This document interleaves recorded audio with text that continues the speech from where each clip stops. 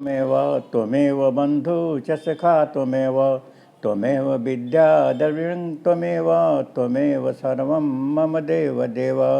ईश्वर एक है और वही ईश्वर जो है हमारा सब कुछ है। माता पिता मित्र धन दौलत सब ईश्वर है। उसको प्राप्त करने के लिए हमको ध्यान करना पड़ता है और ध्यान करने से ही ईश्वर की प्राप्ति होती है। और ईश्वर की प्राप्ति के लिए लोग अपना धन खर्च करके मंदिर से मंदिर जगह से जगह घूमते रहते हैं, लेकिन ईश्वर तो उनके पास है, उनके घर है। और एक बात मैं आपको बताता हूँ कि आप शायद शहर में रहते होंगे या तो न समझते हो, देहात में रहते होंगे तो ज़रूर समझते होंगे, नहीं समझते हैं तो अपने पूर्वज माता पिता या जो बुजुर्ग लोग हैं उनसे पूछिए कि हर घर में एक पिंडी है जिसको देवकरी कहा जाता है। और उसी देवकरी पर बैठकर ध्यान करने से ईश्वर का भास होता है, ईश्वर का प्रकाश दिखाई देता है। हर घर में है, जाने कहीं जरूरत नहीं है, घर में है। जिसको देवकरी, कोई भी शादी विवाह कुछ भी करते हैं तो आपके घर के लोग वहीं जाकर पूजा करते हैं, तो वहीं आप जो ध्यान करें, रोज़ आहुति करें तो ईश्वर का पूरा लाभ आपको मिलेगा। अब हर घर में ये देवकरी है, ये पिंडी है। मैं एक बार वैष्णो देवी गया था तो वैष्णो देवी में एक बोर्ड लगा था जिस पर लिखा था किसी मूर्ति किसी फोटो का ध्यान न करें, केवल पिंडी का ध्यान करें। तो वहाँ मैंने देखा ये चीज़, और वहाँ कोई फ़ोटो मूर्ति नहीं है, केवल 3 पिंडी है वैष्णो देवी में। तो हमको ये बात बहुत अच्छा लगा कि किसी फ़ोटो मूर्ति का नहीं, उस पिंडी का ध्यान करेंगे तो उसी पिंडी में ईश्वर का दर्शन होगा आपको।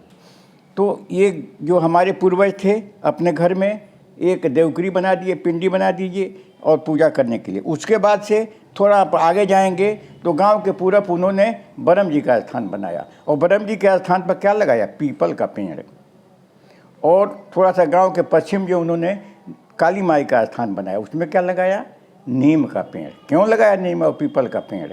और भी तो फलदार वृक्ष हैं, लेकिन नीम और पीपल ऐसा वृक्ष है जो 24 घंटा ऑक्सीजन देता है। बाकी पेड़ दिन में ऑक्सीजन देते हैं और रात में कार्बन डाइऑक्साइड देते हैं। तो ये 2 वृक्ष जो हैं पूरे धरती पर ऑक्सीजन देते हैं।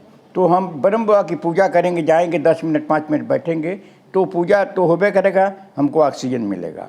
काली माई की पूजा करेंगे, जाएंगे गांव में तो वहाँ भी हमको नीम के वृक्ष से ऑक्सीजन मिलेगा। ये वैज्ञानिक तथ्य है। और हमारे पूर्वज कितने मतलब होशियार थे, कितने वैज्ञानिक थे कि उन्होंने नीम का पेड़ और पीपल का पेड़ चुना। यही 2 पेड़ ऐसे हैं जो ऑक्सीजन 24 घंटा देते रहते हैं। बाकी तुलसी जी का एक पौधा है जो आंगन में लगाया जाता है, वो 20 घंटा ऑक्सीजन देती है। तो इस प्रकार से ईश्वर घर में है, हम उसको खोजने के लिए दूसरे जगह जाते हैं। आप रोज़ 5 मिनट 1 मिनट बैठिए और उस पिंडी के पास ईश्वर का ध्यान कीजिए तो ईश्वर के दर्शन हो जाएंगे, न कहीं आने की जाने की ज़रूरत है। हाँ, आना जाना तो ठीक है, आप आइए जाइए कहीं जाइए, उससे तो ये होता है कि थोड़ा देश दुनिया का ज्ञान होता है, वहाँ का रहन सहन बाहर का मालूम होता है, कैसे लोग काम कर रहे हैं वो मालूम होता है।